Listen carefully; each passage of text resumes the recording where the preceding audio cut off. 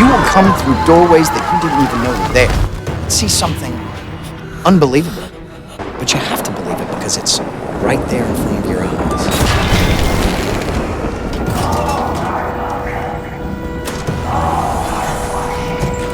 What you ever want to give her is something bigger than you?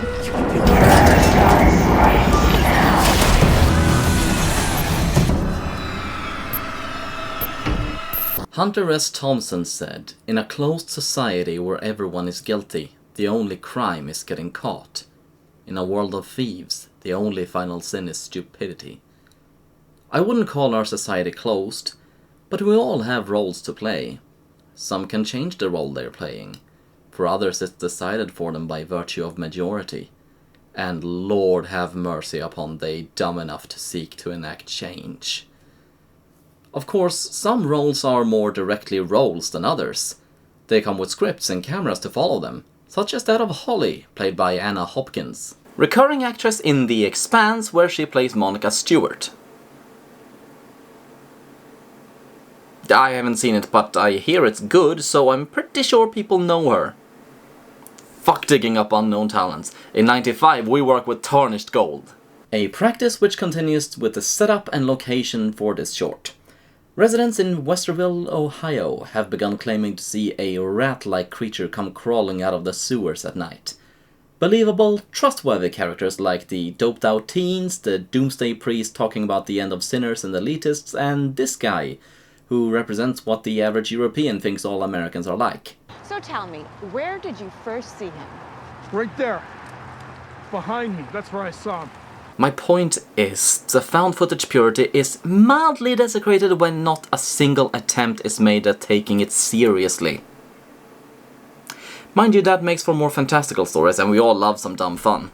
This being the story she has to report on, of course upsets Holly, who, being low on the totem pole, has to do bullshit like wade through grey water to get a location shot of the sewers, because her bosses tell her she has to do that.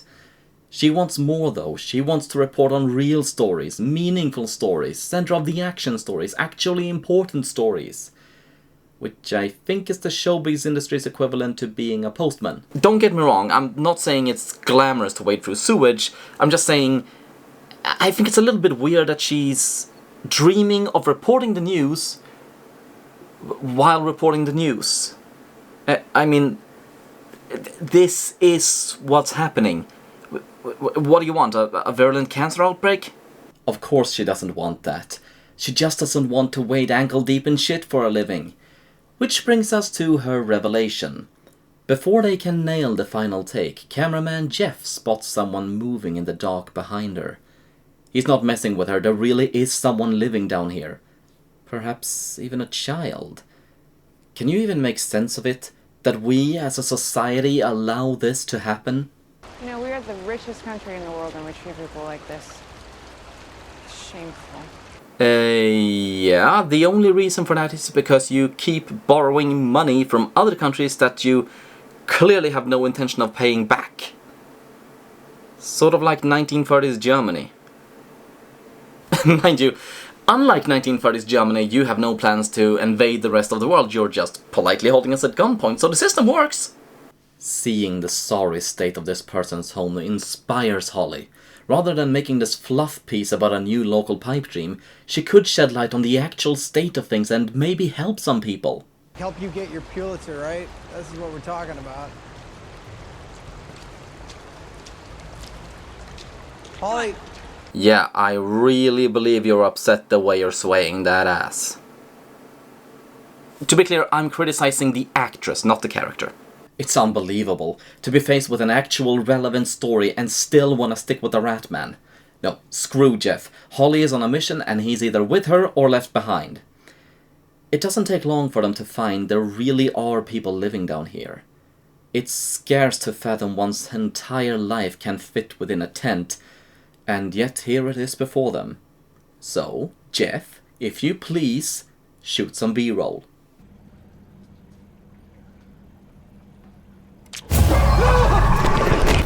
I can't say I was shocked, but even slowed down, I'm still not sure what I'm looking at. That's really hard to do. Good work, Chloe Okuno. What they find is perhaps even worse than what they expected. It's not some gruff old men in layered clothes sharing a bottle of bathtub gin around a burning oil barrel. He's tiny, emasculated, camouflaged head to toe in still moist sewage. Very, very carefully, Holly gets closer. She asks, will he tell her his name? Bill, he finally croaks out. Scared, confused, not entirely present. But he is talking to her, and Holly needs more. Maybe there are others who live down here? Ratma. Did you say Ratman? Are you the Ratman, Bill? Okay. You know, he does kind of look like a rat. This isn't some Innsmouth Neonomicon thing, is it? This interview is over, but Holly does leave her business card if Bill wants to contact her again, you know, just to be nice. But pointless and false, because all the same, when Jeff turns back, he finds her gone, and soon he follows. Whatever happened, Holly wakes to the camera staring at her, surrounded by others in the same state as Bill. Scared and helpless, she pleads she can help them if only they let her go. How? One of the figures speaks with a shocking authority. Unsure of what to say or do, but knowing her best choice is to promise what she can, she promises to tell their stories to the world. That's a very generous offer. But we're going to tell our own story. Played by Brian Paul, and no, the character doesn't have a name. He's listed as pastor, so let's just call him Reverend. She knows him. He's the pastor she interviewed earlier, the one who spoke about some type of apocalypse. Is he the Rat Man? What is this, some sort of cult? Did he brainwash the homeless into worshipping him? She's about to find out. Screeches rise from the open sewer pipe. Jeff is presented to the yawning void, and from it emerges the Westerville cryptid. You're scared. It's a xenomorph. It lives in a pipe network, and it's a gross, screeching thing with a skull at the end of an elongated head. It's a goddamn xenomorph.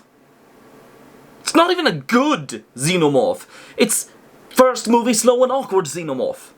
Mind you, I'm sure that has nothing to do with the actor. Thiago dos Santos is a trained dancer, but in this movie...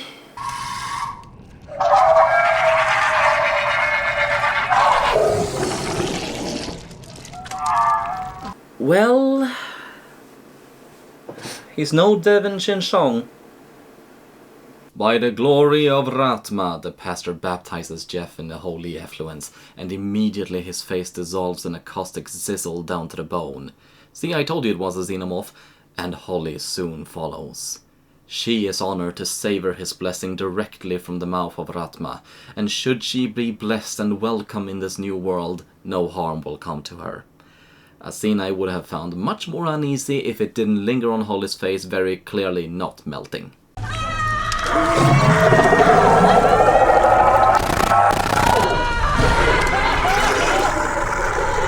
At this point, the short is interrupted by a shopping channel ad for a veggie smasher, which I was surprised to learn was made specifically for this short. I mean, I think it's supposed to play along with the theme of satirical comedy, but I'm just fascinated someone thought this was worth spending time and money on. Veggie Masher precedes the return of Channel 6 News, featuring the return of Holly Marciano after her daring rescue from the storm drain. And yes, it's good to be back by Ratma. People are already lining up to Ratma the Hay Rides, Apple Ratma, and of course, to see who will be crowned the festival's largest Ratma. If it really was a xenomorph, this would be the bit where a chestburster exploded across the scene. What do they do instead?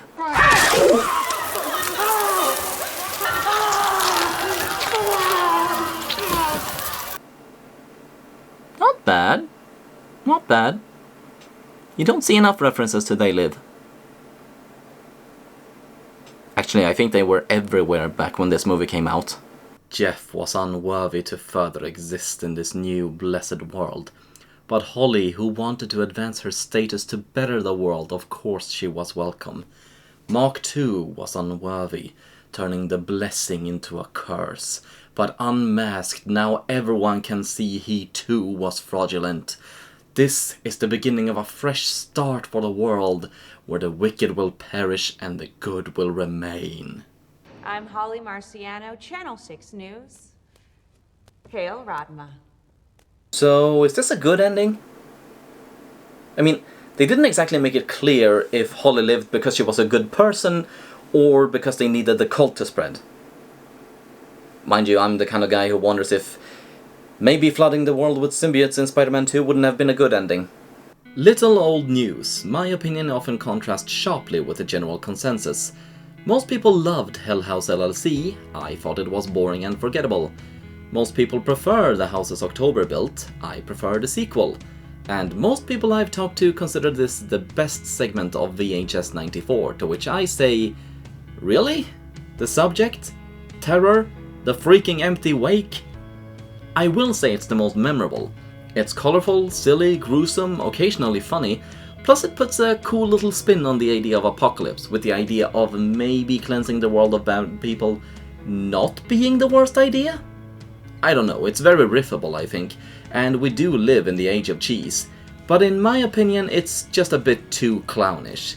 It's exaggerated and satirical, but most of the fun comes from how ridiculous the idea is. It's got a decent set of actors, but none say or do anything all that noteworthy, except deliver us that memorable as hell line. It's got some good locations that feel varied enough, but are also pretty uninteresting. The special effects are strangely all over the place, with the gore and prosthetics for the end looking fantastic, but Ratma looking like a cheap Disneyland animatronic. Come to think of it, he's got a bit of a Mickey Mouse thing going on. Either way, Storm Drain is a perfectly watchable short with a cult following I don't entirely understand. While I may not find greatness in its ratty cheese, nor did it have me reaching for the remote, and it sets the bar for the other shorts to fly past.